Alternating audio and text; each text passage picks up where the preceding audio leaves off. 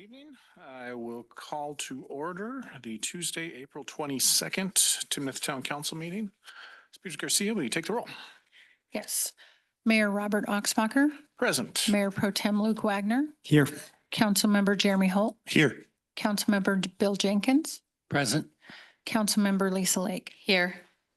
All right, everybody is present and accounted for. Council, any requests to amend the agenda this evening? Nope. Okay. Then our first item is a proclamation, and I'd like to invite Councilmember Jenkins to share the proclamation with council and the public. Thank you, Mr. Mayor. This is 2025 Mental Health Awareness Month proclamation, the month of May.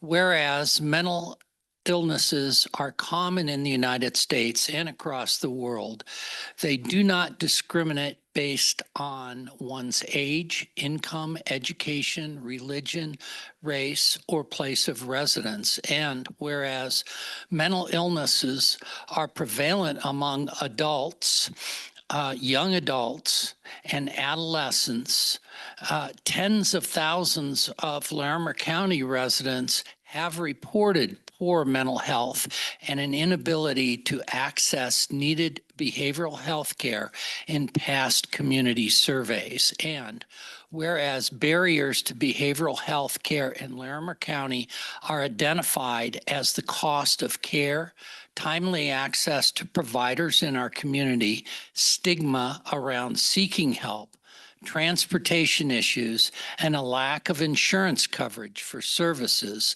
And whereas access to necessary medication, appropriate treatment, care coordination, and responsive peer support help prevent individuals from populating emergency rooms and jails, which are often the default locations for people with acute mental health and substance abuse needs. And whereas in 2018, voters approved a Larimer County sales use tax of 25 cents per $100 to expand and enhance behavioral care services, which has been used to invest in the Longview Acute Facility, a state-of-the-art crisis mental health and substance use service center. The Larimer County Behavioral Health Services Impact Fund Grant Program and teams pairing co-responder clinicians with law enforcement officers at regional agencies. And whereas in 2024, sales tax revenue from sales within Timnath generated over $700,000 for behavioral health services, and more than 36 Timnath residents received care from the Longview Acute Care Facility. And whereas we envision that Larimer County and Timnath become communities where people are empowered and supported in accessing a full range of behavioral health services that promote well-being for all. And whereas in recent years, Larimer County saw declines in the rate of suicide and overdoses, these numbers represent people, and every person's life matters. This is cause for celebration, but also a reminder that success in this work is qualitative and quantitative. Now, therefore, we, the Timnath Town Council, proclaim May as Mental Health Awareness Month, recognizing that mental health is a fundamental component of overall well-being and is essential to living a healthy and productive life full of joy, dignity, and purpose, dated this 22nd day of April 2025, signed by our Mayor, Robert Oxbacher. Thank you. Thank you, Councilmember Jenkins, and I appreciate you bringing that forward, bringing that to council's attention, and also for your service on the County Behavioral Health Committee. So. You're quite welcome. It's a pleasure to serve. All right. We will now move on to public comment. Public comment is an opportunity for members to share their thoughts with council on items that don't otherwise have an opportunity to speak this evening. Looks like this evening we do not have any items slated for a public hearing.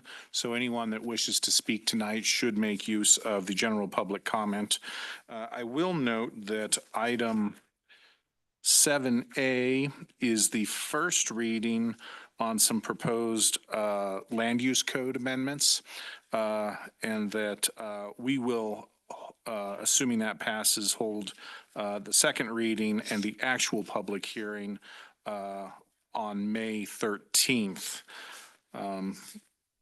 So first I have signed up Brian Williamson.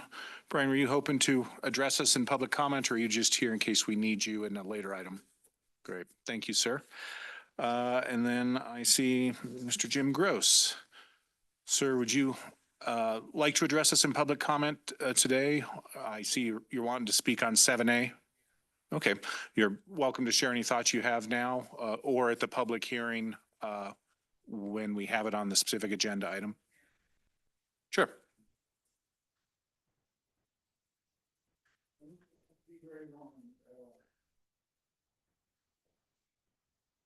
Thank you. And there you go.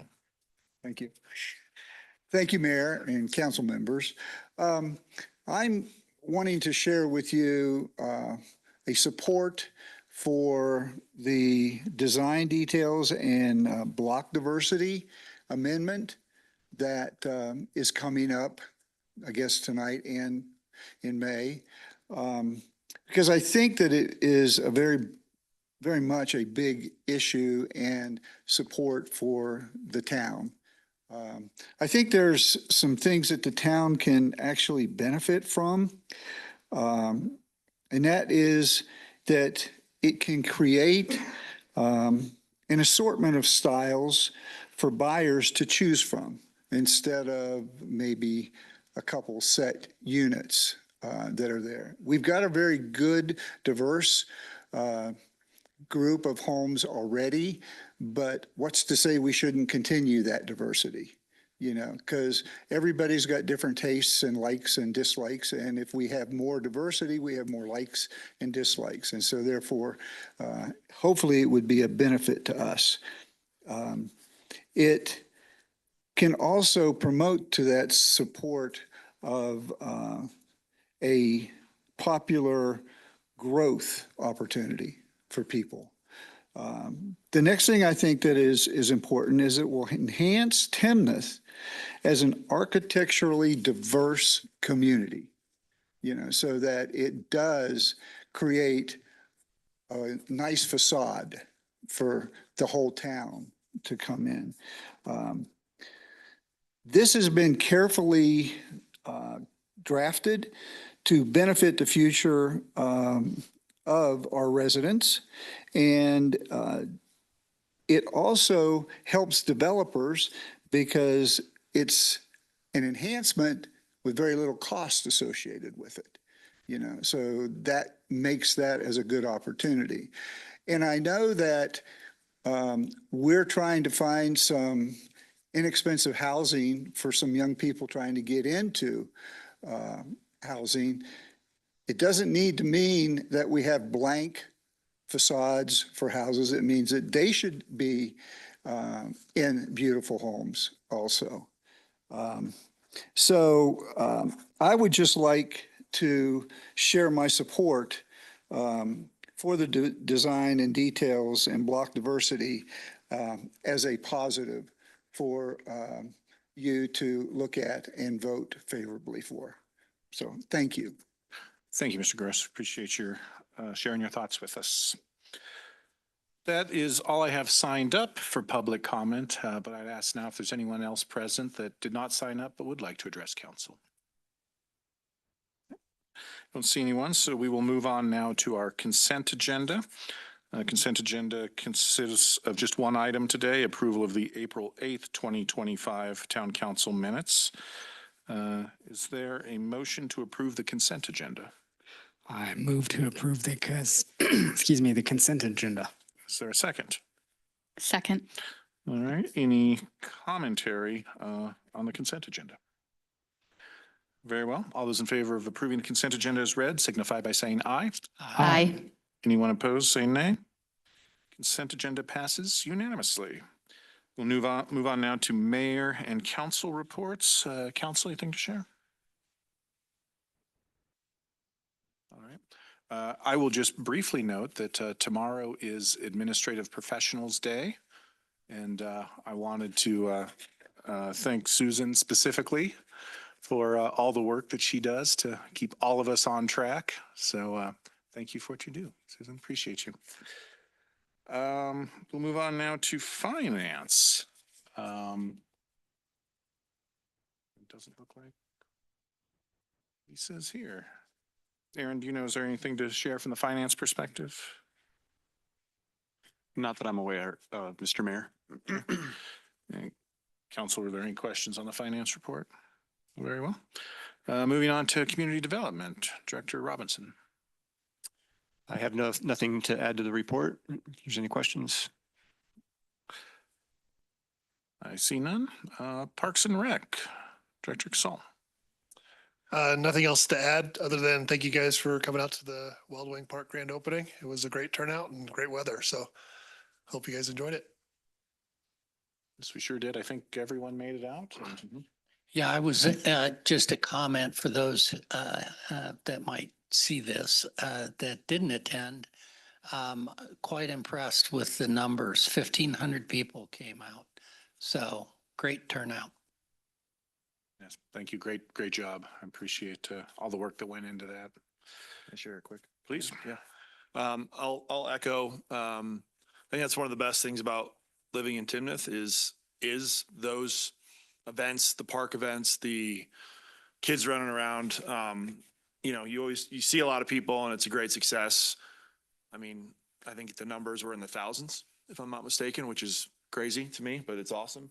And I think the fact that Timnath does that and doesn't have a collection bucket at the entry like other towns do in order to get on a ride or do things like that, I think it just speaks volumes to what our parks team does, what the town is doing. Keep doing it. Keep adding parks. People seem to love them. So the more we add, the more parties we can have, and I think people will be okay with that. All right, great.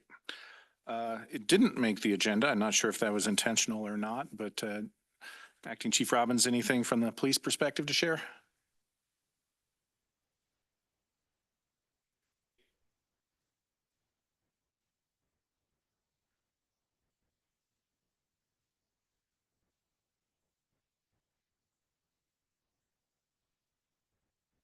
Great.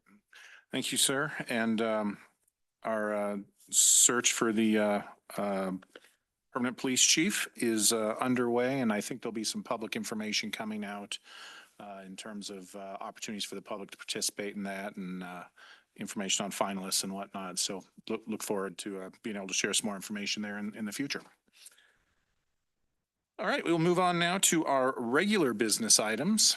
Our first item, 7A, is first reading and setting a public hearing for May 13th, 2025 at 6 p.m. for ordinance number 7, series 2025, an ordinance amending chapter 16 of the Timnath Land Use Code.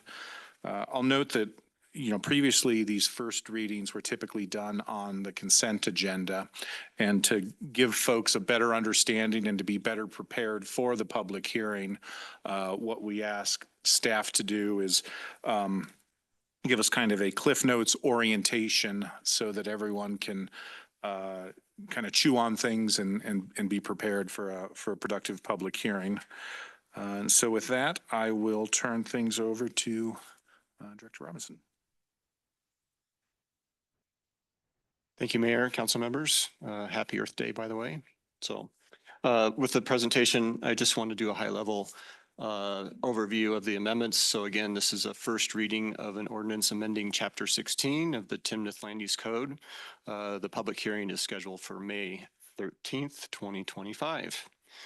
Updating the code, the land use code is a living document, so staff is continually looking at the code to improve clarity, remove ambiguous sections of the code. State passes some laws, so we need to be consistent with state laws. Promote consistency and predictability for development within the municipal boundaries, and also support high quality development within Timnath. The process that we instigated this year, staff identified 33 amendments. We worked with our Plan Commission earlier in the year to prioritize these amendments. Since that time, we've held 3 public information sessions held to get some feedback from the community. This is the first batch of several more coming before you. There are 6 amendments that we're discussing tonight. Plan Commission did recommend approval on all 6 of these amendments. And again, the public hearing is scheduled for May 13th, 2025. So the first amendment that we looked at is expiration dates for approved plans. Currently, we do not have expiration dates identified. No clear deadlines. It does create some challenges for outdated projects trying to move forward. By including these deadlines, it adds some timelines and expectations, typically within 2 years. It does provide a benefit for clarity and expectations. There is a process identified to allow for some administrative extensions of those timelines. The second amendment that we're looking at are commercial solar facilities. Currently, the land use code does not address commercial solar facilities, particularly within our growth management area is one area that we see some of these coming into the community. So what this does is establish the zoning, the design, the safety standards. Again, applies to commercial solar farms. These are not residential solar arrays on your roofs. Looking at setbacks, height limits, screening and buffering, safety plans, monitoring, and some financial sureties with these moving forward. Again, pretty standard stuff in regards to zoning standards for these type of facilities. Staff looked at adjacent communities on what those standards were, and we incorporated many of those common aspects. The third, this is coming before you because of a state law that was passed, House Bill 24-1152. So this brings our land use code in compliance with the state legislation. It allows by right ADUs on all single family lots. It does not allow, it supersedes any HOA or other covenants that are provided. There must meet certain criteria, objective criteria for accessory dwelling units or ADUs. And again, it's an administrative approval process. So that is again, being consistent with the state code that we looked at and being consistent with that amendment. The fourth amendment is looking at our outdoor lighting standards. This is replacing some of our older outdated lighting standards. We worked closely with Dark Sky Colorado and some of the provisions that they identified as ways to mitigate light pollution. Looking at LED fixtures, the temperature of light, the Kelvin, that's the brightness or whiteness of light. Looking at shielding, motion sensors and ways to help energy conservation. Light trespass and glare are pretty important. So that's one of the goals to achieve with compliance with this. So if you're looking at, is this retroactive? No. Existing fixtures and lights and whatnot would still be allowed, but when we start getting into the light trespass and whatnot, that's where we can start getting into how to bring sites into compliance, new uses, renovations and what have you would have to comply with this proposed legislation. Residential design block diversity. This is something that we currently have in our code. It kind of strengthens the expectations for visual variety and diversity in our housing types within our subdivisions. Looking at more specific architectural treatments towards garage placement and orientation towards the street, window treatments and porches, looking at variation of paint colors and architectural design, and as well as roof articulation. Current code, there is some kind of vague language or not very clear. So again, we're trying to strengthen those standards so there's better clarity and expectation moving forward.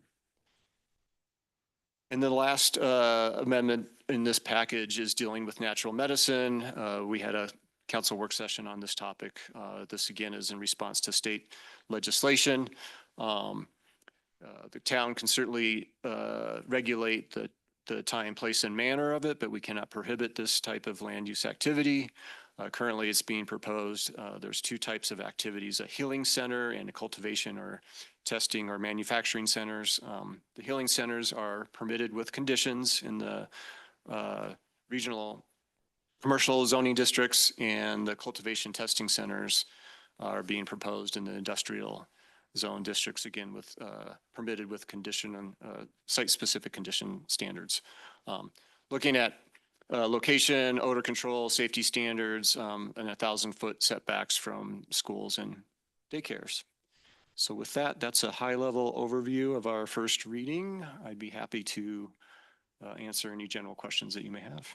Great. Thank you, sir. And I appreciate all the work that's gone into this, including, I know she's not here tonight, but Ms. Graves, I know has been working on this hard, as well as Planning Commission.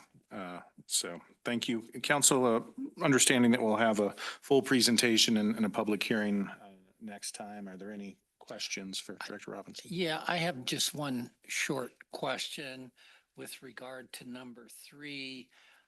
You mentioned that no HOA restrictions would apply. Is that also true for metro districts? That's correct, yeah. Great, thank you. Sorry, I have one question for you, Scott. When these kind of land use codes go out, is there communication to HOAs and metro districts for the changes? Well, directly, not always. I will say that metro districts and HOAs in this instance, no, but it is a public hearing, and just like anybody, they have that opportunity to do that. I do know that some of this was put out on our social media channels and our development e-letters and what have you, so there's certainly opportunity for those agencies to engage in that process. Thank you. I'll also note that, in addition to this, having all been heard in Planning Commission, the community development staff also held some public info sessions prior to that. Folks who come and ask questions and provide their feedback. Yeah, that's correct, Mayor, and I don't think we've done that in the past before, so. All right. Very well, if there are no additional questions, is there a motion to approve on first reading and set a public hearing for May 13th, 2025 at 6 p.m. For Ordinance 7, Series 2025, and ordinance amending Chapter 16 of the Timnath Land Use Code? So moved. Is there a second? Second.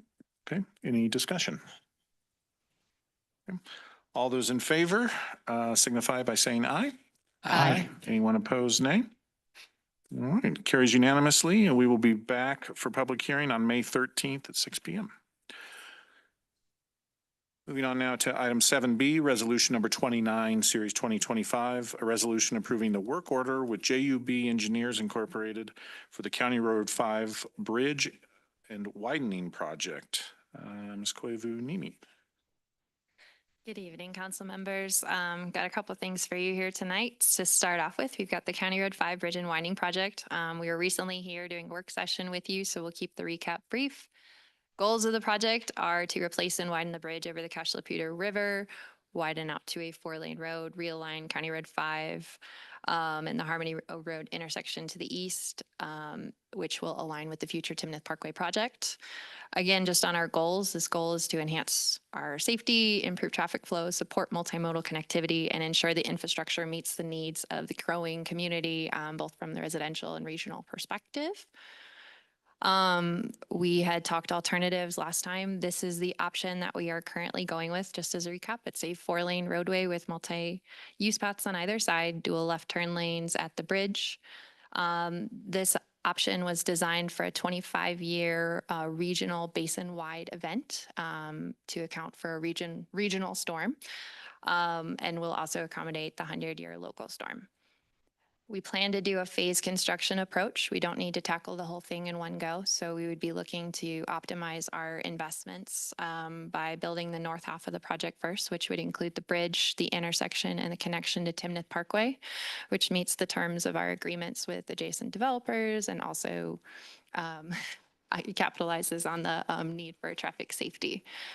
Following in future years, we would be budgeting to do the rest of the project as funds became available and the traffic need grew in that area. So this would give us the opportunity to phase that out.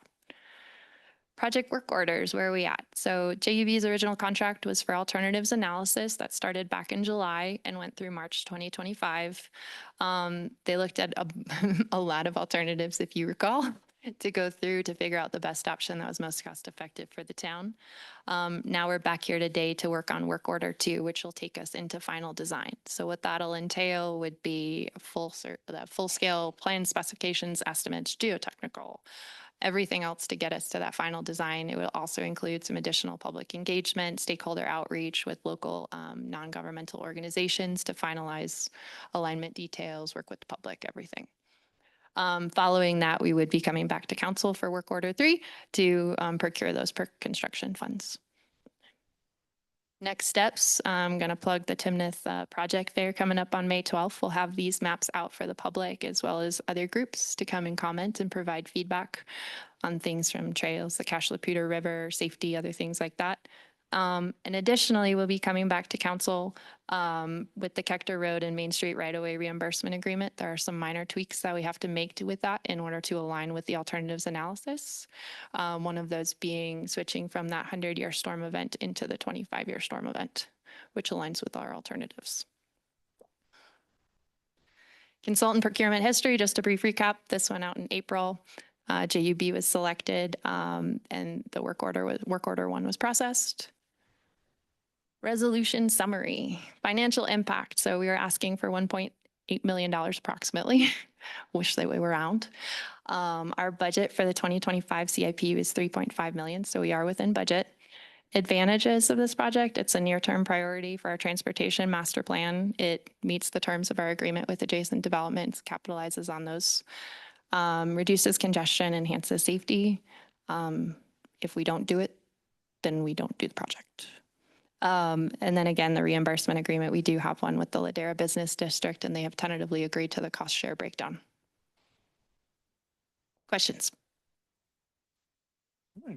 Councilman Holt. As far as the financial impact section, so let's call it the 1.8 because I like round numbers too. Do you see anything above and beyond that will that be it for the CIP budget for that, or will there be additional funds that could potentially put us over budget? We will stay within that 3.5 million budget for this year. Okay, sounds good. Thank you.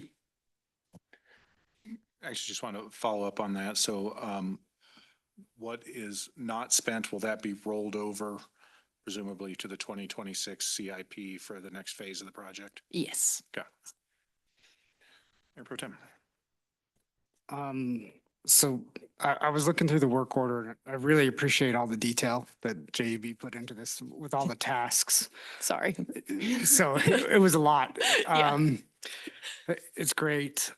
So as a resident, if somebody wanted to go and find out, more about the project or wanted to attend one of these open houses, is there a place they can go? Is this going to be up on our website where they can find out about the status of this and go to these? Yes, so each of our projects, this one has a project webpage. After we get through our open house, we'll be posting our selected alternative pending ADA compliance. So this project does have a webpage. We'll be keeping people up to date so that way they can kind of see the process. And then each of our projects that we do for capital will eventually also have a webpage. That Okay. answers your So question. they can find information to go to these open houses there too? Yep. Okay, great. Thank you. And so I just want to touch on the reimbursement. And is there any part of this 1.8 that's a part of that reimbursement, or is that future dates that we'll get that reimbursement? We will get the reimbursement after, and Lisa would be better to speak to this. That's fine. A portion of our work order will be reimbursed at a future date when the terms of that agreement will Okay, be. so nothing technically this year to be No, future. it will all be That's what I future thought. years after the development builds out and fills their, I'm going to use their PIF or whatever. Okay, perfect. Thank you. Other questions? Then is there a motion to approve the resolution approving the work order with JUB Engineers Incorporated for the County Road 5 Bridge and Widening Project? So moved. Is there a second? Second. All right, moved and seconded. Council discussion. I'm in support of this. I think it's well laid out. The details here, the pricing is very reasonable, and we need a wider bridge and a safer intersection. As we all know, that intersection has had a number of accidents at the Harmony and County Road 5, and hopefully this will contribute to a safer intersection as well. So I'm in favor, very much in favor of this.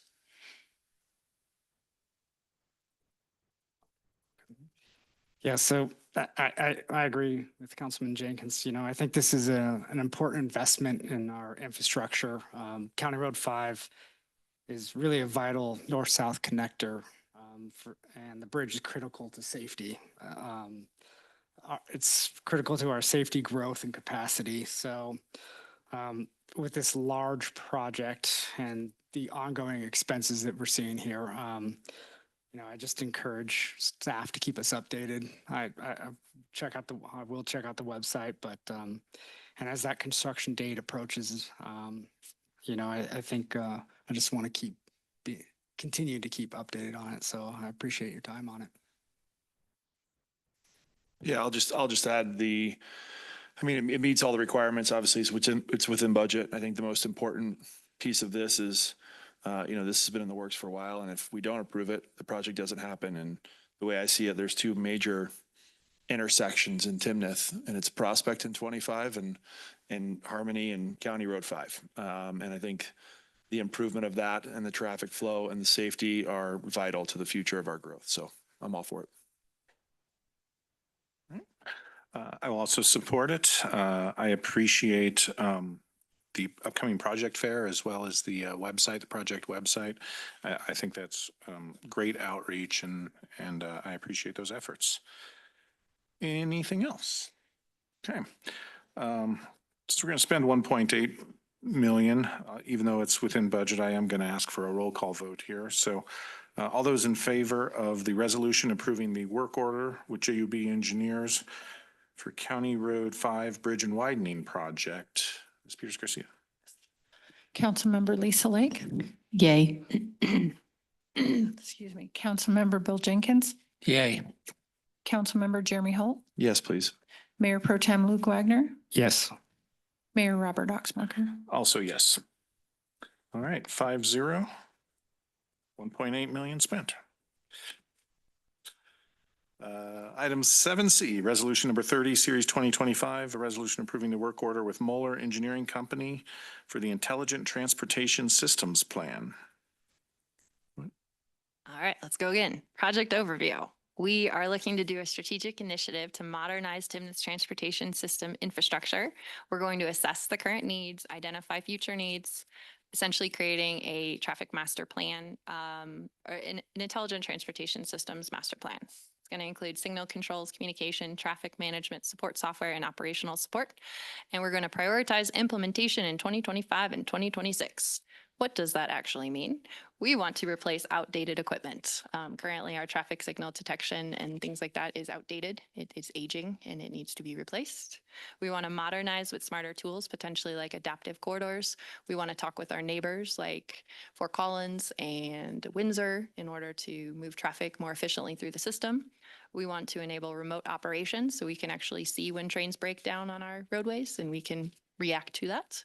And we want to support safe and efficient travel. So that would be reducing traffic delays through better traffic signal management. That is what this plan will hopefully get us to. I guess just really quickly also on the plan, this is a plan to essentially pick out software that all plays together nicely. We don't want to pick one piece of it that doesn't talk to another piece of it that can't talk with Fort Collins. We need it all to kind of come together nicely that anticipates future needs for the corridor. And that's what this plan will do. The work orders, we had adopted a work order previously for fiber support. So in order to make all of these dreams come true, we need to connect into the internet. So that would be partnering with Pulse in some way, shape, or form, which is allowing us to build out this traffic signal network. So that first work order was for fiber support services. The current work order we're on right now is to help us pick out all of these individual pieces and to build that essentially traffic system. The third phase of this project will be individual actually ordering equipment and getting it installed. So that would be that third phase of that, which we have budget for later on. Consultant procurement history briefly. Muller Engineering was selected through the on-call traffic engineering services back in April 2024. They had an executed contract with us in June, and they executed their work order number 1 in July. They have built out numerous traffic signal systems and have great IT support, I think including Loveland previously. So we are in good hands there. Financial impact, we're asking for approximately a little over $82,000. Our 2025 CIP budget is for $500,000 and our 2026 is for $1 million. Those two additional amounts include the implementation phase as well. Advantages, again, we replace our outdated unsupported traffic signal technology so we can find spare parts. But we also are looking to the future to enable real-time monitoring, faster response, improve traffic safety. We're going to support remote access, scalable infrastructure for long-term efficiencies. Disadvantages if we don't do it, you sit at red lights longer. Questions? Thank you. Councilmember Holt, go ahead. Yeah, I have 3 quick questions. Just so we're all aware, when you say our equipment is old and outdated, I'm not educated enough to know. What does that mean? How old is our stuff? It's getting up somewhere in the 10 years range. Okay. So some of our traffic signal detection cards and stuff like that are not quite detecting as often. The sun glare is getting to some of them. Okay. Longevity wise, right? I mean, that's not a small number. It's not, the number of widening a bridge by any means, but how long will this stuff last? And with this replacement technology, is there a way to give it tune-ups along the way so we don't have to replace it? And do we think by doing this, it'll get us to when?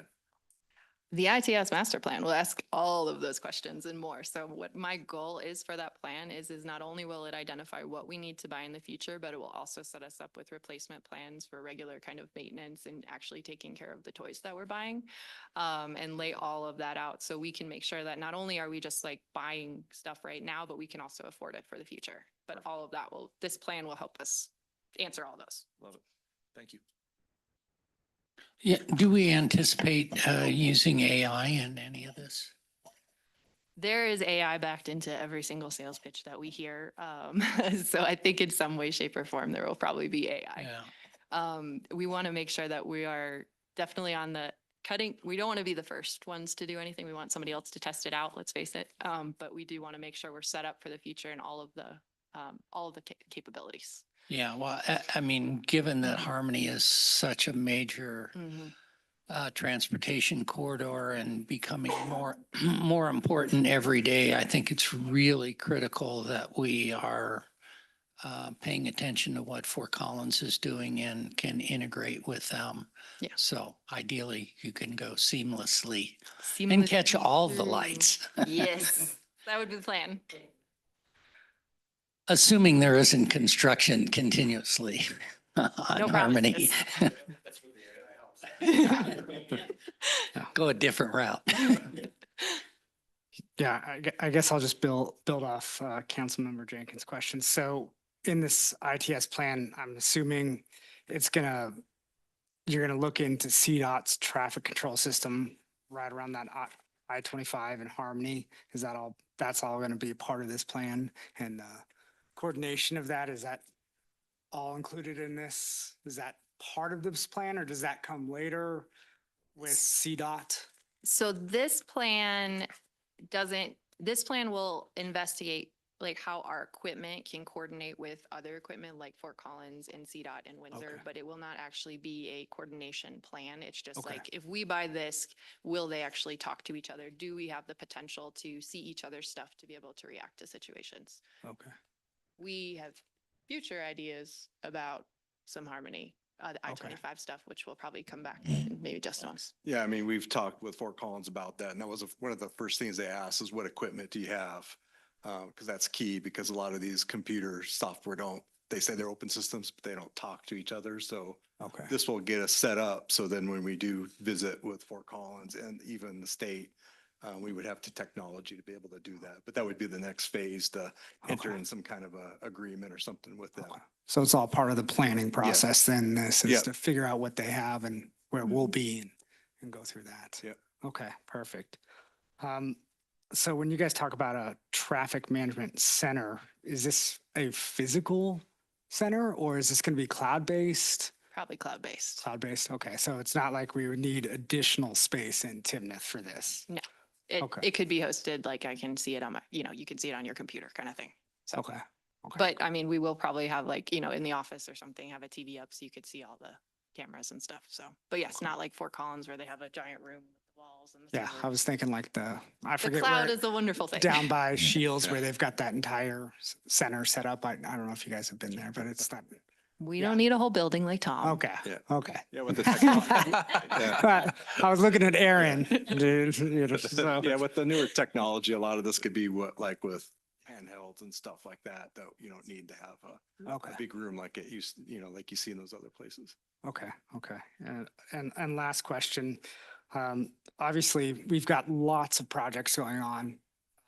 And so how does this kind of fit in with maybe our traffic calming, our safety projects, all of those going on, right? Like I imagine limited knowledge, right? So the guy that knows probably the least about it, when we look at this plan, does that integrate maybe like at these lights, like pedestrian crossings, like with the buttons and how that works? Or is this just purely traffic? Like does this fit into any of those projects that you guys are currently working on? So this work order is purely for identifying the equipment. Correct. But the equipment that we choose will have those features that coordinate like pedestrian crossings and Okay. identify some other things. But I think I think this plan can stand alone. Yeah, so the other, technologies like snow, also what's called RWIS or road weather information systems. Okay, So we can integrate that. Also, I know in Loveland, we also like where they had school zones, Yeah. especially schools would always change timing. Those could be integrated into it. Okay. But not necessarily like in neighborhoods. So this would be more your Yeah. urban corridors, like Mhm. where signalized corridors are, or we have flashing lights, or we would have weather information systems. okay, perfect. Sorry, I'm just trying to keep track of all the projects going on. So thank you. Just one question, it's the timing of this. When is this phase of the work order anticipated to complete? This year, In this year? yes. I was just wondering, we have the other $388,000 in I the want to CIP buy for this year. things this year. Well, I'm sorry. I said I want to buy things this Yeah, year. Yeah, so that's the hope, is that Yeah. we will be able to use some of that as opposed to roll it all over. Mm-hmm. The questions? All right. Is there a motion to approve the resolution approving the work order with Moeller Engineering Company for the Intelligent Transportations Systems Plan? So moved. Is there a second? Second. All right, discussion, Councilmember Jenkins. Yeah, I mean, I've been excited about applying 21st century tools to our transportation plan. As a member of the NFR MPO, I'm definitely into transportation, and in particular, transportation improvements in Timnath. The fact that we're getting internet connection through fiber puts us in a good spot for making this actually work really well. And using a cloud platform is clearly the smart way to go. So I think this is right on track. Looking forward to seeing it implemented.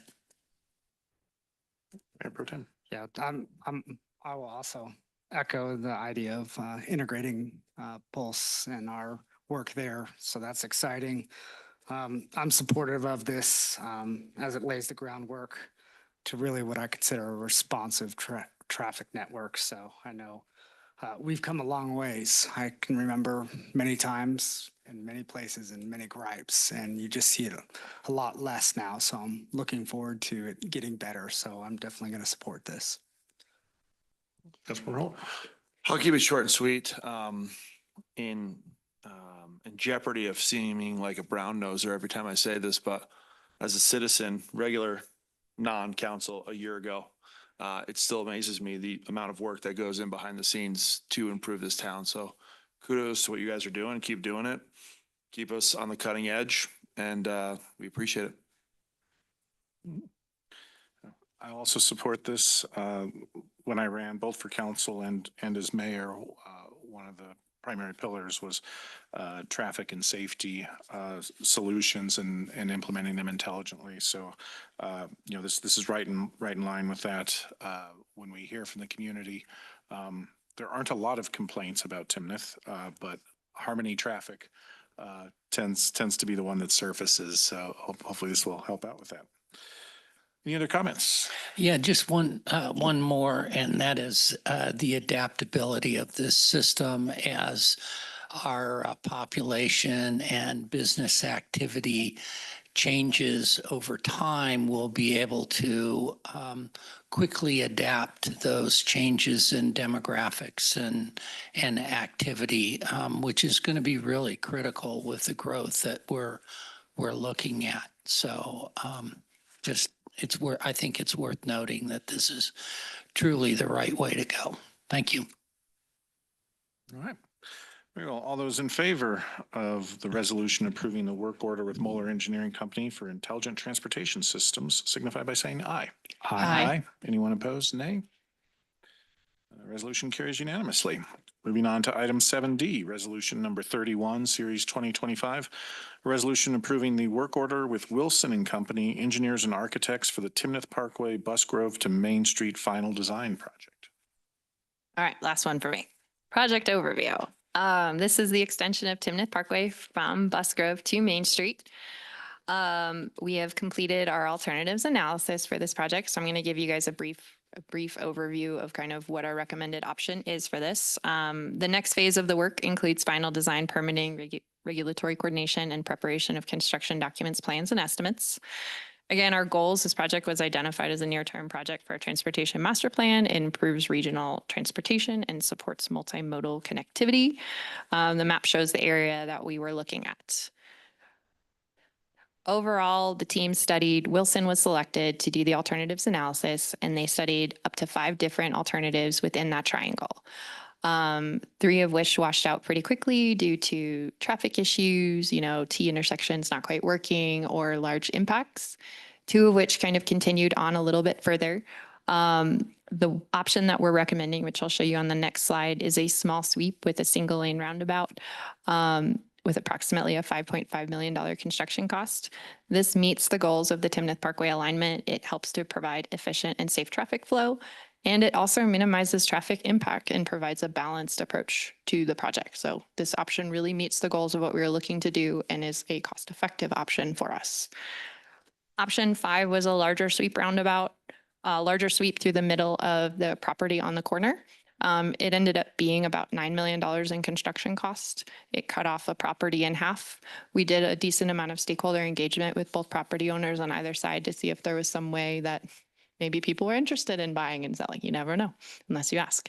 But it also created a remnant property that the town would probably have to acquire if we were to move forward with that option. So again, that's running approximately $9 million.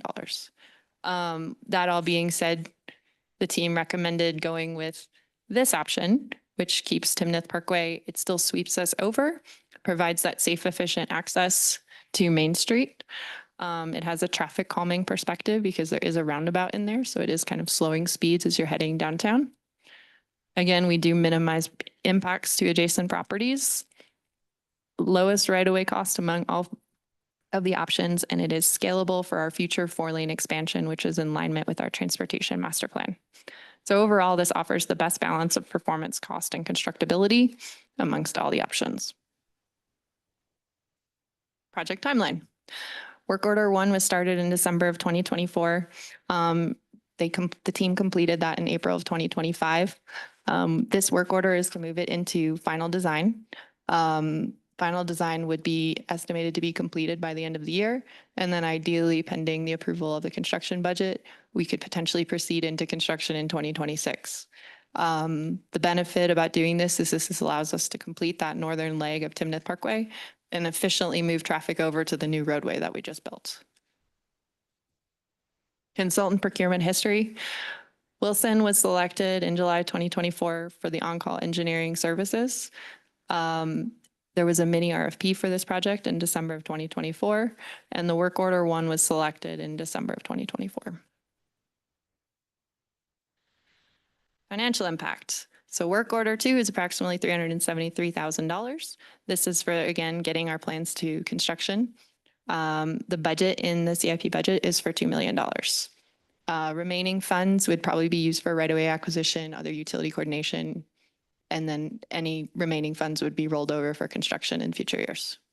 Advantages, this is a near-term priority on the transportation master plan, supports the town goals to complete the Timnath Parkway corridor, improves safety, reduces congestion, enhances regional connectivity, and moves the project into final design, keeping it on track. I don't think there's disadvantages. All right, questions?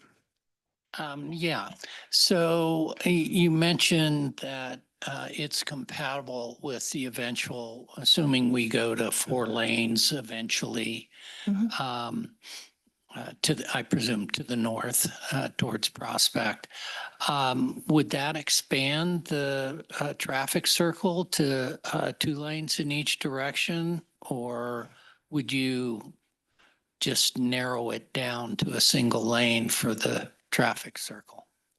So if we were to widen to 4 lanes or development was to widen out to 4 lanes, the roundabout has the capability to go to 2 lanes in each direction, essentially. Okay, that's what I was looking for. All right, great. Thank you. Please. I guess look into 2026, is there going to be a significant impact on the Timnath Elementary over in that area for this roundabout? Like for the schools coming in for up there on Bus Grove? Like during construction or the Yeah. ultimate? We would coordinate during construction in order to maintain access through that intersection, and make sure that they maintained access. Okay. With Timnath Parkway also being open and 4th Street, there's alternative routing through there. But as the roundabout was constructed, it's hard to tell in this picture, but it's offset onto the that northeast property in the corner. So the impact would be pretty minimal. So Great. we'd still want to maintain traffic. Yeah, thank you. Yeah, and if you look at the design, this could be easily, built off to the side and you could still potentially, they would have to look at that, but could potentially be kept until the roundabout got built and then switched over pretty quickly. Okay, perfect. And you guys talk about the right-of-way acquisition timeline. What kind of timeline would you need on this one? And it sounds like you've already been talking with the owners, so have they already been engaged for this? And is that already ongoing or is that just starting now? What does that process look like? So we started engaging with that owner when we were doing the other roundabout on Timnath Parkway. So we had some initial contact with them at that point. During the alternatives analysis phase, we reached out in order to walk them through the different options because they were a very affected property owner and just to get their feedback. Typical right-of-way acquisition process after we get through once we enter into final design, we'll kind of do a 30, 60, 90 process. Once we get to 60% of the way complete, we'll have enough confidence in our plans in order to send those out to an acquisition specialist that will work with the property owner in order to, negotiate that in a reasonable timeline and everything like that. So we would expect to see that maybe in the fall timeframe, I would say. Okay. I can look up the schedule, but that would be a typical process. We will also be reaching back out to them throughout the process as we are developing the plans in order to get their feedback. Because again, they will be impacted by this. So we want to make absolutely. sure that we're coordinating. Okay. Thank you. I just want to make sure that coordinates happen. Thank you.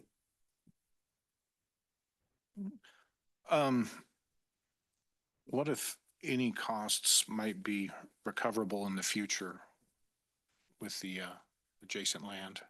Good question. We are still working, I think, out our formal policy, but initially, like the roundabout, essentially, if it was centered on the intersection, a quarter of the cost would probably, if land develops on each corner. So if that one property to the northeast did develop, we would assume that they would be responsible for a quarter of the cost of the roundabout. A portion of the Bus Grove improvements, a portion of that is slated to be reimbursed by Timnath Landings. So we'll be taking some potentially cash in lieu because they were actually required to build out Bus Grove. So that portion of the improvement will be a reimbursement that we'll be bringing back to you guys later this year after we work out the details with them. The school district similarly would be responsible for a portion of the improvements. And again, if that property to the north, if the road needed to be widened out to 4 lanes, they would be responsible for that as well. So. Okay, thank you. Any other questions? Is there a motion to approve a resolution approving the work order with Wilson and Company Engineers and Architects for the Timnath Parkway, Bus Grove to Main Street Final Design Project? So moved. Is there a second? I'll second. Okay. Comments beginning with Councilmember Lake and Councilmember Jenkins? No, I think it's an important traffic improvement. Okay.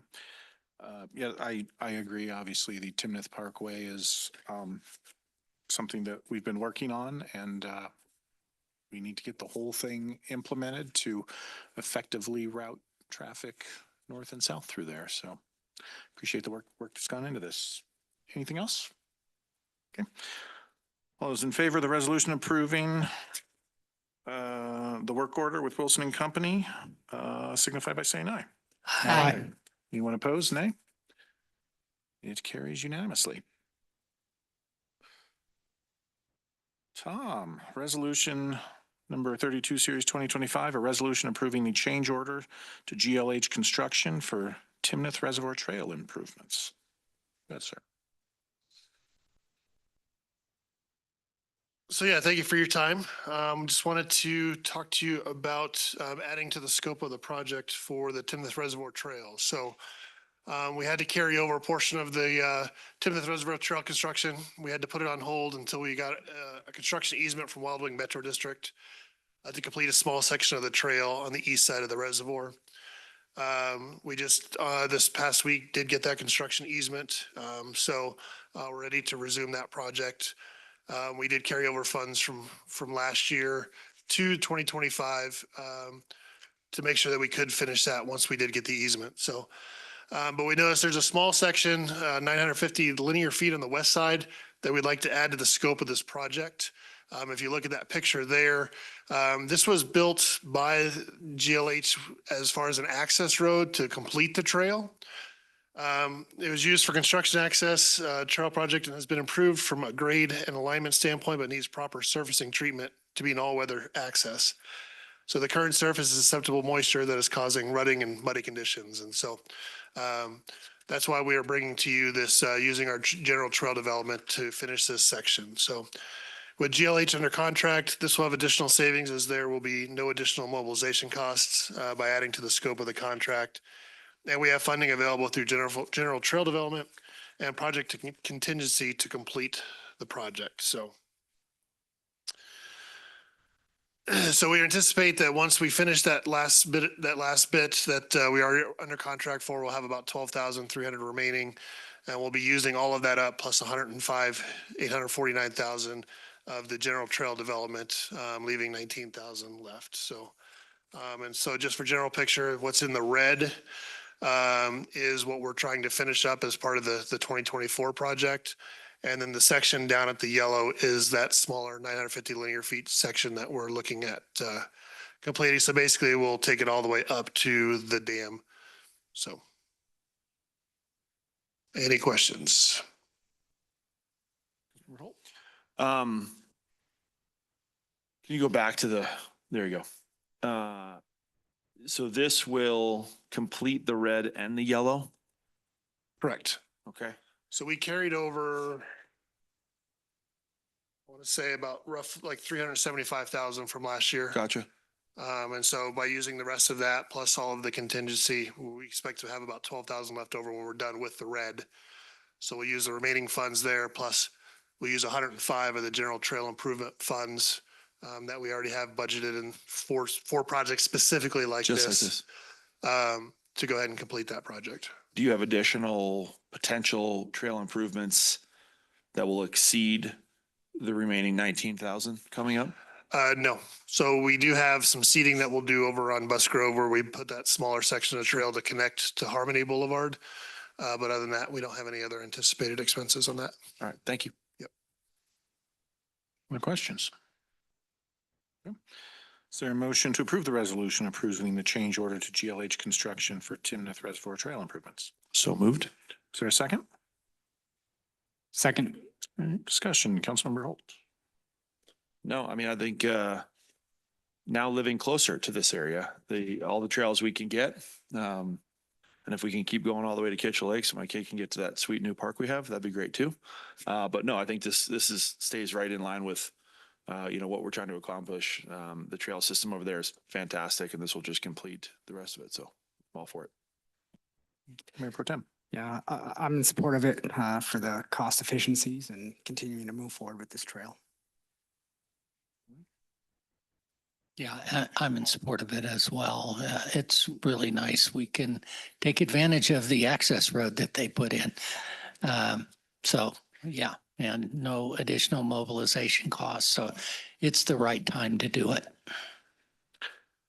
I also agree, trail expansion consistently ranks as a community priority, and the fact that this is already budgeted and using contingency funds and whatnot, I think it makes sense.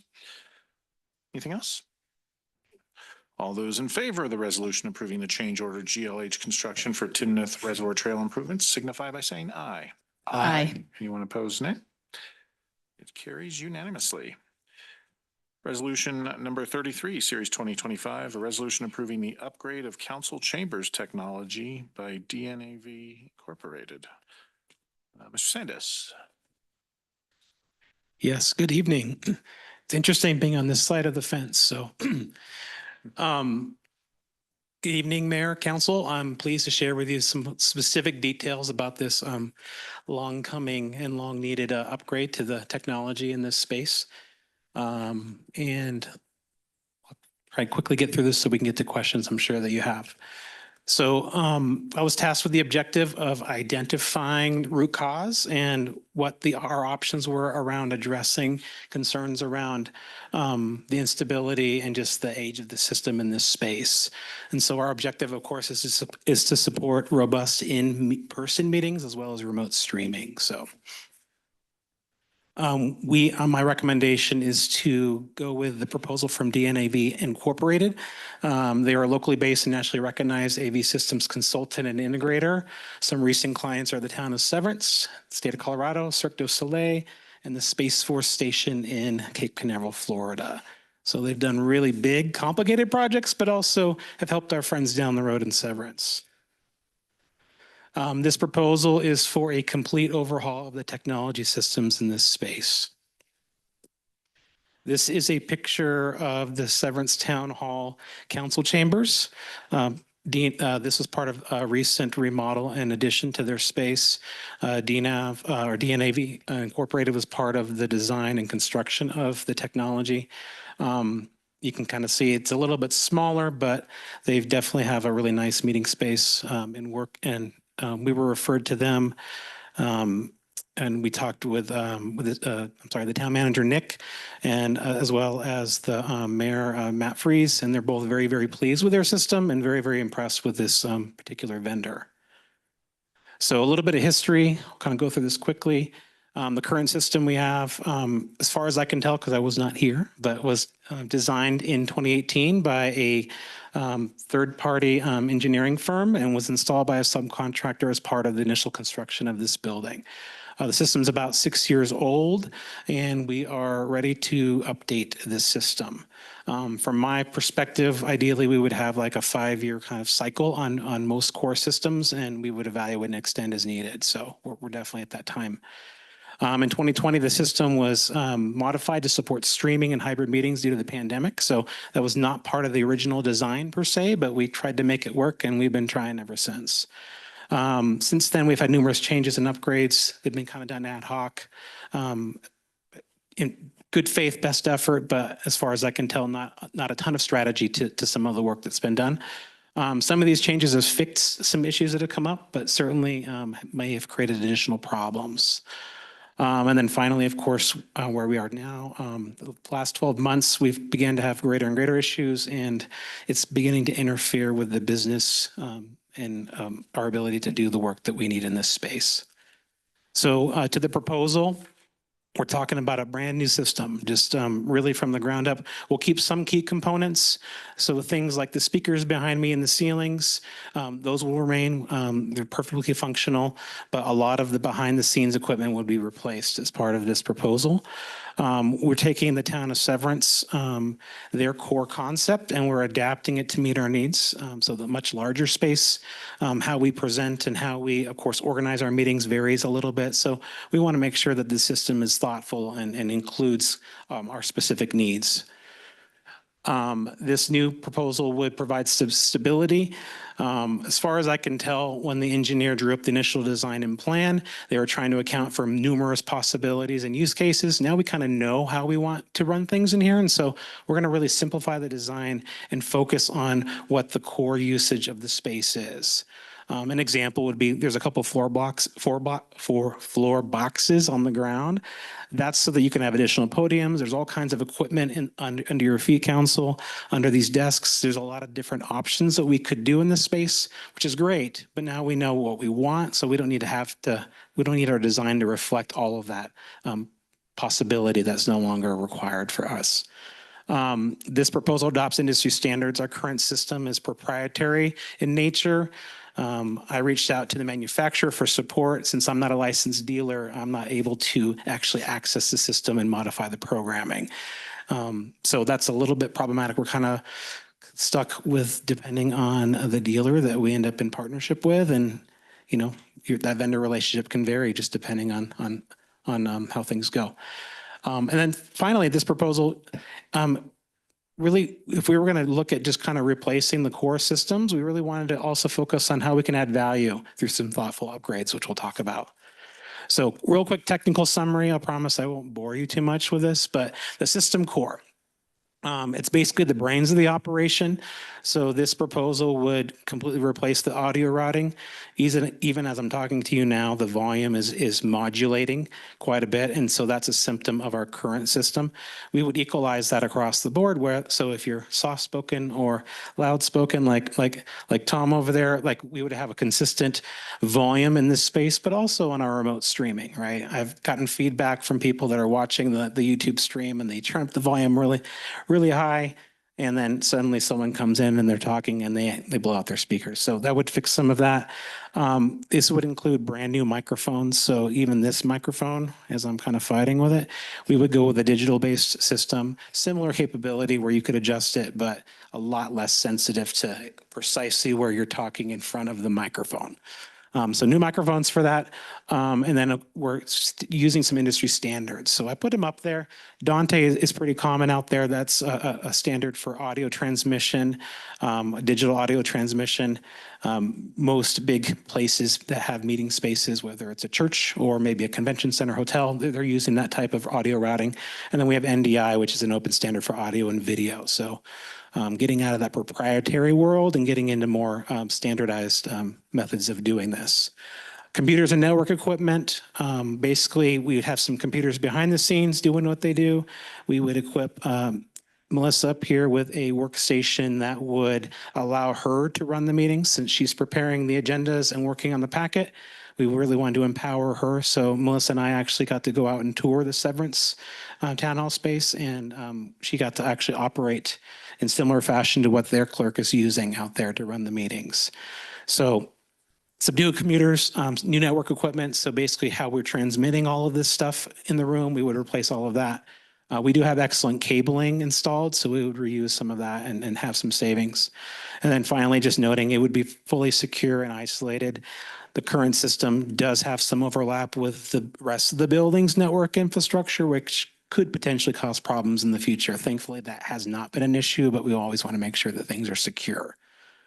And then finally, just for video equipment, some PTZ or pan tilt zoom cameras for recording and streaming, as well as some LED video walls that we'll talk about here in a moment.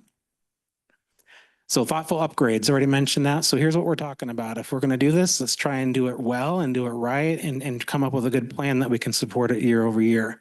So behind me, we have currently one 720p camera. The camera is more appropriately spec'd for a small to medium conference room. This space is not that. So most streams currently is a very wide angle shot. Currently, anyone watching is seeing the back of my head. Hopefully my hair is not sticking up too much. That's the only video we have. This proposal would replace that camera and add 5 additional. So as I'm talking to you now, we would have a camera that would face directly on the podium. So whoever's speaking here and presenting, we have a high quality capture, but people remotely can see who's talking. We would also have cameras that would be on either side so that as staff is talking or if council's speaking, that we actually have views of them directly. And so it's a little bit more immersive and a little more interesting than watching a static frame, a view from the back of the room. Digital nameplates. So currently we've got these plates that we constantly are moving around and shuffling. This would be a larger LED screen in front of each designated space. Melissa would have the ability to set the names and titles appropriately. Apart from just being, it sounds a little gimmicky, but there actually is a reason for that. So on the next one, dynamic switching of cameras that follows audio. So think like your Zoom call. You're on a Zoom call, the speaker view, someone talks, you see them talking. And so we would program this system in a way where, Mayor, when you're speaking, the camera that's on you would automatically go to the live stream. Your name and title will be right there. In high quality using the new digital nameplate, and then we would clearly be able to know who's talking, and the system would intelligently switch. We would integrate this into existing building systems, specifically our community room. The original design was that would be an overflow space, so if we were full in here, people could participate in the meeting remotely, but still within the building, if you will. We want to maintain that capability. I will note that one of the consequences of the current system being unstable has impacted some of the technology over there because they are currently integrated at a high level. So we have had some community members that have used that space that have become a little frustrated with the technology. So this would also address some of those issues as well. This system would be ready for maintenance and upgrades in the future. So the town IT department would be the first line of support for anything, and we'd be able to quickly and easily address any systems. We wouldn't be stuck with having to go through a vendor or wait for a support ticket or a phone call to get answered. We could easily get into the system and perform any needed changes or adjustments. And then the fun part is the LED walls in front and back of room. So here's a rendering of what we're talking about here. So behind you, we've got this beautiful logo. And this proposal would replace it with a 14 feet wide, about 7 feet tall, high definition LED screen. What this would do is it would provide, in my mind, kind of right sizing the space, because right now, if I'm sitting here, I can see most of you all, but I have to kind of choose a monitor. Like, which one am I looking at, right? And depending on which one I'm looking at, just like the TV in your living room at home, like if you're not right on, the picture quality isn't great. But if you look at it, the front of the room is kind of where everything is happening anyway. So if I'm sitting over here, I have to look over Tom's head to kind of see what's going on and vice versa. So this proposal would replace that hardware with a digital version of the logo and orient this room properly so that whatever's being presented is up here. Even as I'm presenting now, I keep having to go like left and right. it would be really nice to just look above you and present. So that's kind of a rendering of what the front of room, the back of room would be exactly what that speaks about. The camera and the, excuse me, the clock would be replaced with a screen. You all have screens in front of you. Potentially we could minimize those to a more low profile design, but that way as you're being presented to, your line of sight remains toward the rest of what's happening in the space, and you can easily see what's happening as well. Some key points. This proposal addresses our requirements. We do council meetings, obviously, in this space. Planning Commission is also a big usage. And then we also have municipal court, which happens once a month. My understanding is starting this summer, we're going to have to support virtual court, which really, as it stands right now, we're not in a great position to do that. But that is something that is coming down from the state. Future opportunities, if we had a robust space, here we could have additional commissions. Who knows what we might have in the future at the town, as well as maybe other outside agencies, HOA boards, who knows, right? We have a great meeting space. People might want to use it, or potentially even opening up this room to the public.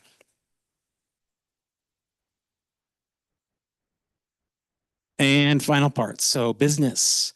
This would represent the beginning of a long-term strategy for the space. So really identifying what the core needs are, putting aside funds so that we're able to make upgrades and changes as needed, but also being able to be intentional about making an upgrade now and doing it in one shot versus year over year.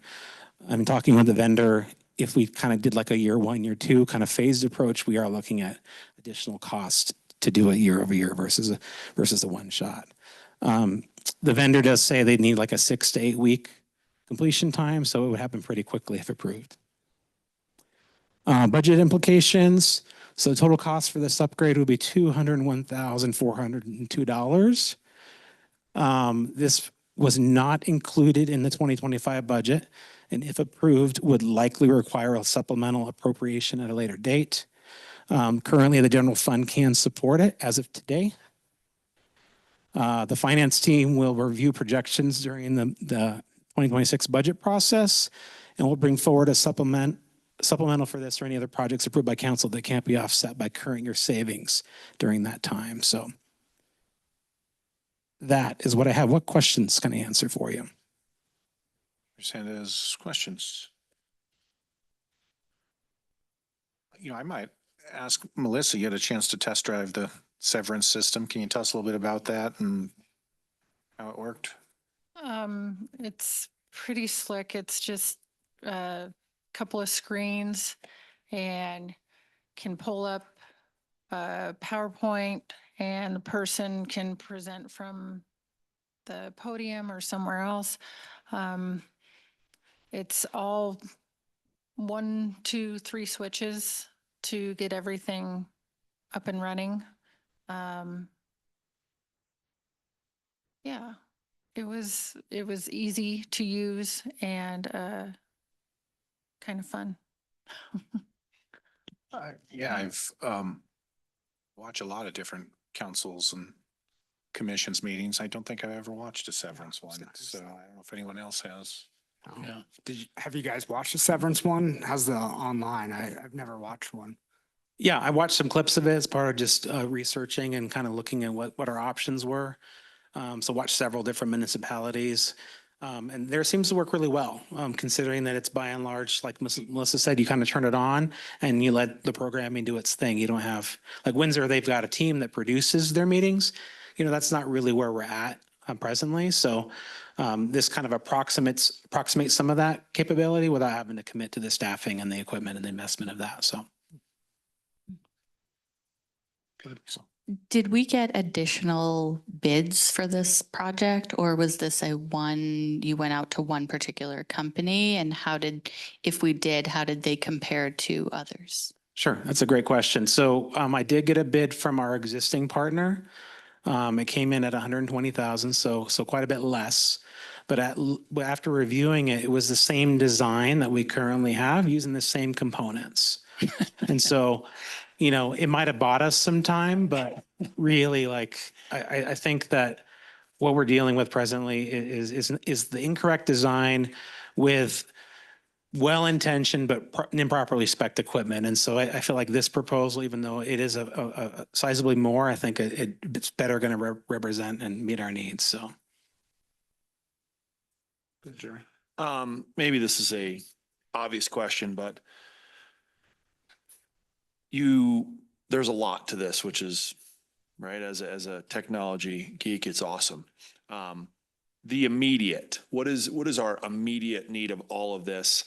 And can we get away with doing some of it? Or is it really cost prohibitive to do that, knowing we're going to ultimately need the rest in a short period of time? We can certainly pace it out.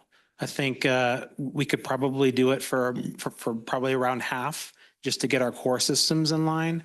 But just, I mean, things aren't getting any cheaper, and really like 40% of this proposal is the labor and management. So we can pay for it. You know, you can pay for someone, you know, their rate to pull one cable, and it's the same that it would cost, you know, you pay to pull 10 cables, and that's really where the costs are going to add up, I think. So, I mean, I guess that's my point too, is ultimately all of this, all those maybe some, you know, extra cool features to it that, you know, maybe we don't necessarily 100% need at this moment, but may in the future, and will definitely, you know, bring it up and above standard. But I guess my fear with it is if we do, right, because it's a large number and it's not in the budget, but if we do the half version to get by, or if we do go back to the, you know, the current vendor to get by, what is the ultimate cost? You know, whether it be a tariff attached to a technology piece coming from overseas, or labor that doesn't exist and it's now double the cost, or whatever that may be. So I know this is a limited industry as far as capabilities go. So I guess that would be my concern is, sounds like we could do it, but it's a Band-Aid, it's $100,000 Band-Aid to, you know, a gash. Okay. Yeah. One of the things I didn't hear you mention was an outside expert testifying or presenting to us. Would the system support that in real time? So on several occasions, we've had either lawyers or other developers have had outside experts testify before us. Would it support remote? It absolutely would. So I believe, Councilmember, what you're referring to is like what they call hybrid meetings, where you've Yeah. got people participating here, Exactly. but also remotely. This system would fully support hybrid meetings with Zoom and with Microsoft Teams. And so we would be able to see them, they would see us, we would hear each other, and it wouldn't be this point of anxiety if one of you had to join remotely and we're trying to figure out last minute how to make that happen. We would just execute the plan as designed. And then for the overflow room for display, would we be reusing some of these displays that are not going to be in council chambers in the future design? Or would we put one of these, say, in the lobby in case there was overflow? Yeah, great question. So we've got 2 displays in the lobby. Originally, the design allowed for that to be kind of if someone had to step out, they could still, you know, participate or observe. I don't believe that capability has worked, at least not since I've been here at the town. But we want to restore that to the 2 existing TVs. The screens on my right and left, we would keep. We have no intention of removing perfectly good technology.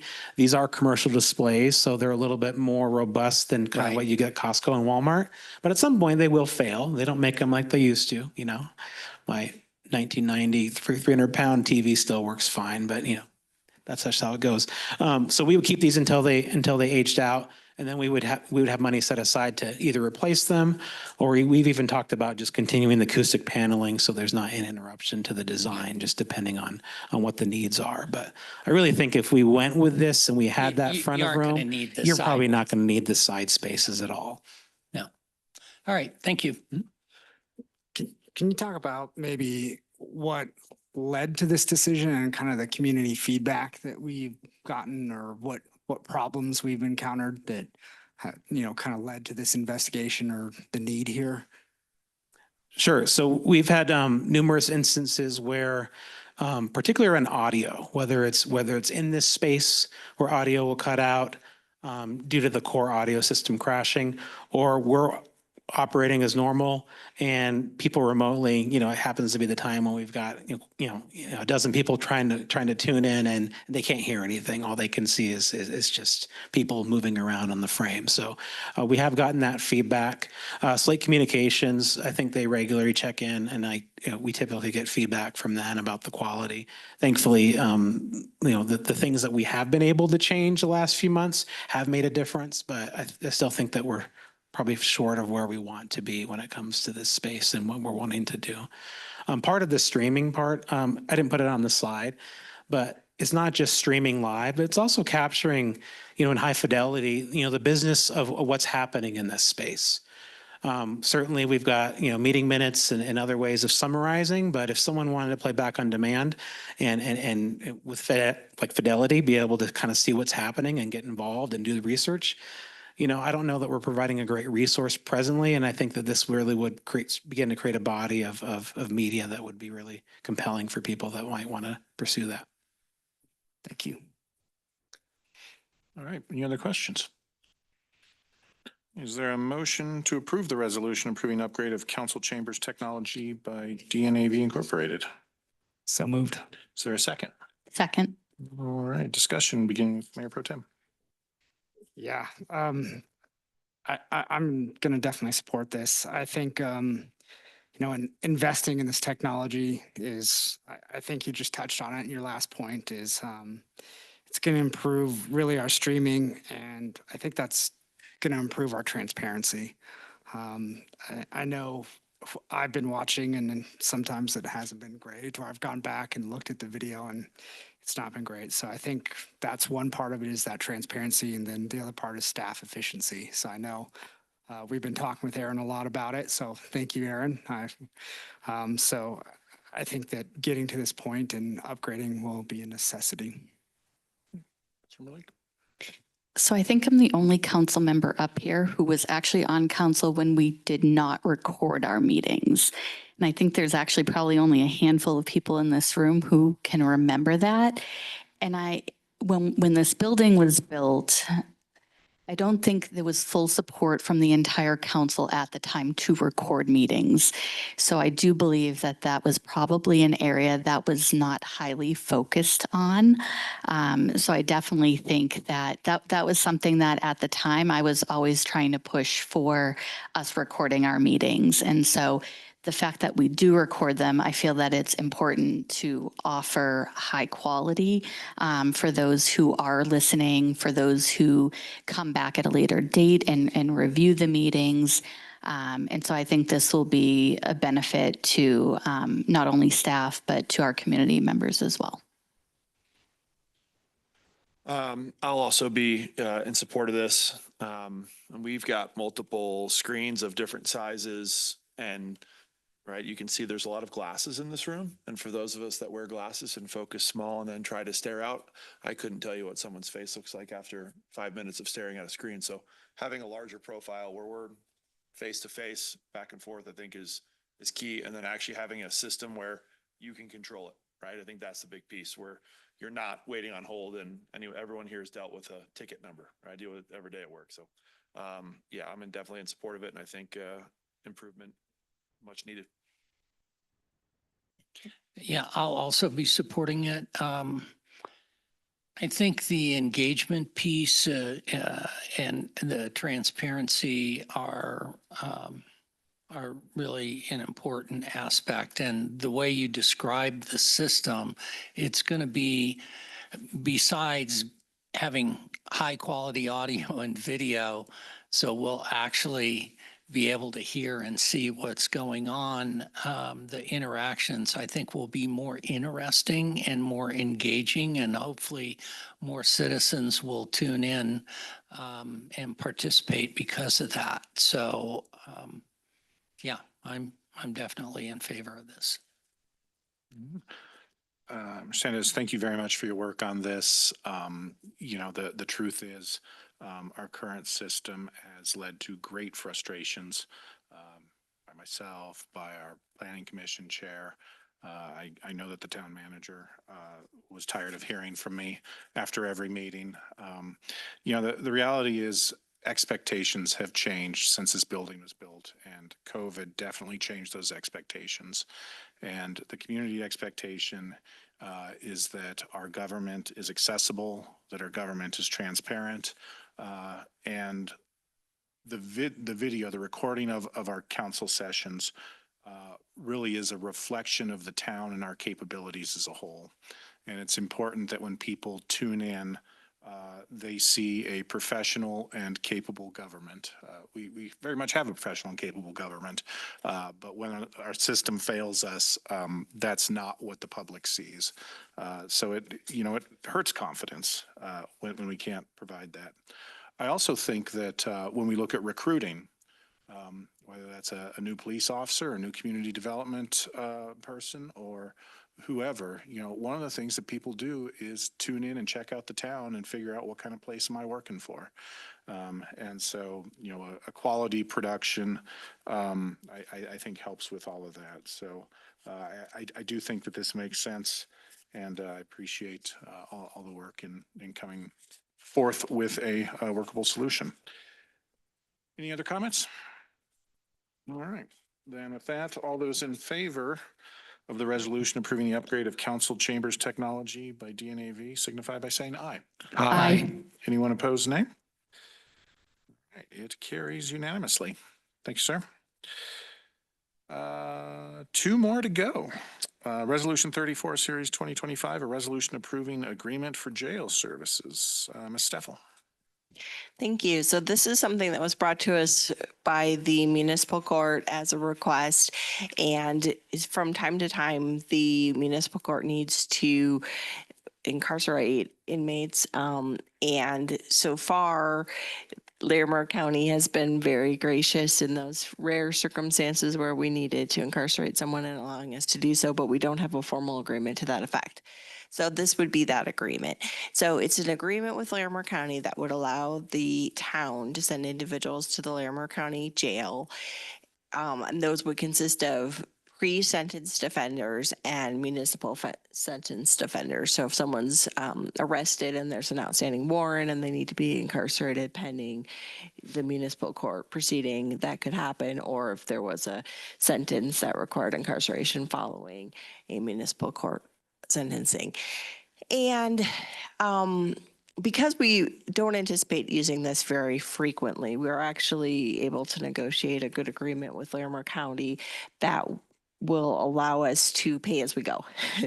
So this is using a form agreement that Larimer County uses with other local communities, but the modification that we negotiated with the county was instead of prepaying to say, okay, we're going to assume we have need for 2 beds for 50% of the year and we're going to prepay that.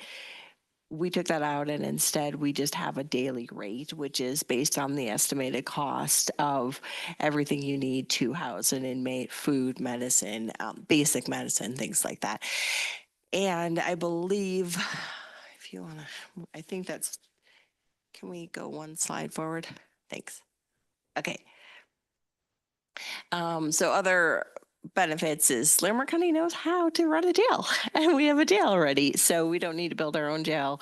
We don't have a need to build our own jail, so there's really an increased efficiency by using the existing resources. And Larimer County is going to be responsible for everything that they need to run the jail. Go ahead. So the cost, the per day rate is $216.77. And so what they would do is they would send us a quarterly bill based on how many days they housed an inmate for the town in the prior quarter instead of having us prepay. And yeah, that includes basic detention, food, and routine medical care. But the sheriff is the one that's responsible. So the contract says the sheriff is responsible to receive and safely keep each municipal pre-sentenced offender or municipal sentenced offender duly committed and placed in the jail for safekeeping, examination, or trial. So they coordinate with the local jail, local court to find out from the Timnath Municipal Court when do they need to have proceedings to make sure they're there. They coordinate with the court in terms of when inmates are released. And they agree that they'll provide the same services to any Timnath offenders that are housed with them as they would with any other inmates housed at the jail. And they do all the screening. They notify us before releases. There is an exception that in an emergency, they can make releases. So if there was a medical emergency or a fire or something, you know, they may have to make an unanticipated release, but they would notify us in that event. The agreement runs until the end of this year, but can be renewed for 4 additional years.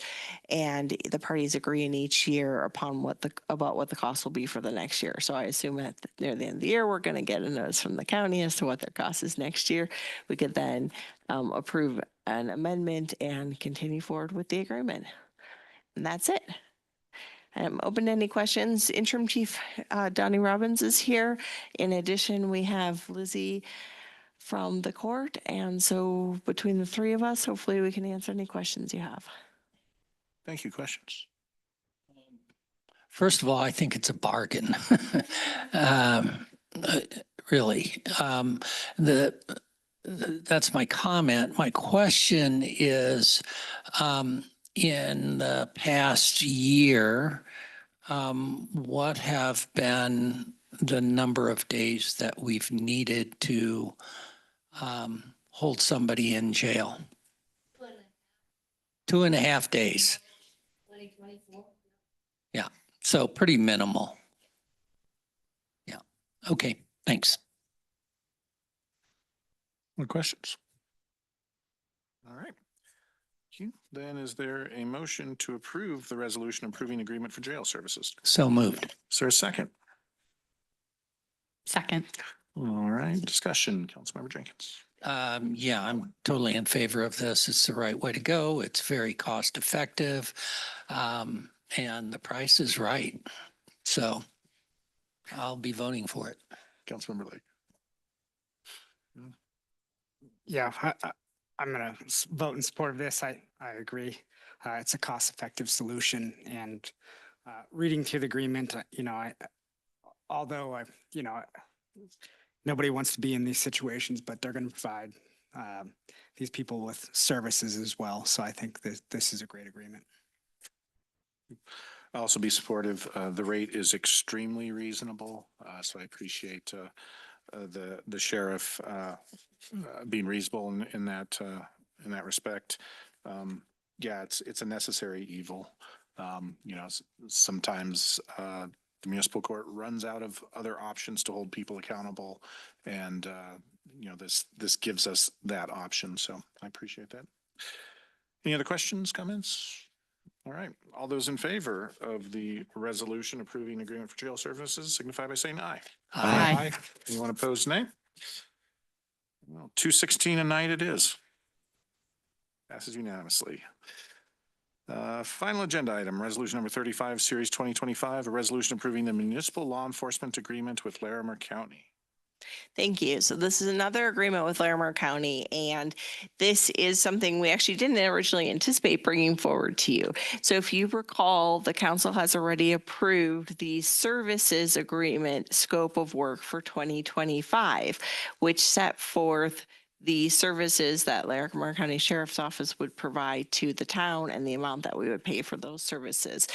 And in the past, in 2019, we entered into a base agreement with the county, which said that it could be renewed by entering into additional scopes of work. And the county said, we really feel like we want to bring a new base agreement to our Board of County Commissioners because some prior amendments were approved administratively. So they decided, can we just go ahead and do a full new base agreement? But it's very similar to the 2019 agreement. Really, it's just amended to, take out things that were inapplicable, like storage of records, because we now store our own records. And then this is going to be the base agreement. Then we will still approve annual scopes of work that set forth the duties that the sheriff's office will be providing to the town. Those will typically come to council. And this agreement actually doesn't have an expiration date. However, we did add a provision that it's subject to appropriation by the town, so you could always terminate if you didn't appropriate funds. In addition, there's a provision that it can be terminated on an annual basis. Okay, so the sheriff office agrees to provide general law enforcement services. The county and the town will enter into annual scopes of work. The sheriff will provide monthly reports to the town manager, and it can be terminated by either party on 180 days notice or 60 days notice by the town if the county increases the rates. So it's very similar to what we've approved before, and the scope of work you have approved will be attached as an exhibit. All right, questions? All right. Is there a motion to approve the resolution approving municipal law enforcement agreement with Larimer County? So moved. Is there a second? Second. Councilmember Holt, discussion. No, I think these are check a box, much needed. We've had a great relationship with Larimer County. Keeping it formalized and keeping it going is absolutely necessary. So I full support. Yeah, I'm in agreement. This is absolutely necessary, and I just want to thank Carolyn for her work and thank the Larimer County Sheriff's Office as well. I concur. The Sheriff's Department has been just a terrific partner. Before we were a 24/7 agency, they provided our overnight coverage, and I can't ever remember having a single issue. Obviously, they're helping us out right now by lending us Acting Chief Robbins, and that's not to mention all of the kind of background services that they provide, whether it's CAD and records management and all the other systems that it wouldn't make sense for us to stand up on our own, and they're allowing us to piggyback on. So, yeah, this absolutely makes sense. So, anything else? Okay. All those in favor of the resolution approving the municipal law enforcement agreement with Larimer County signify by saying aye. Aye. Anyone opposed? Nay. All right. It passes unanimously. I believe we've run out of things to talk about, so we will stand adjourned.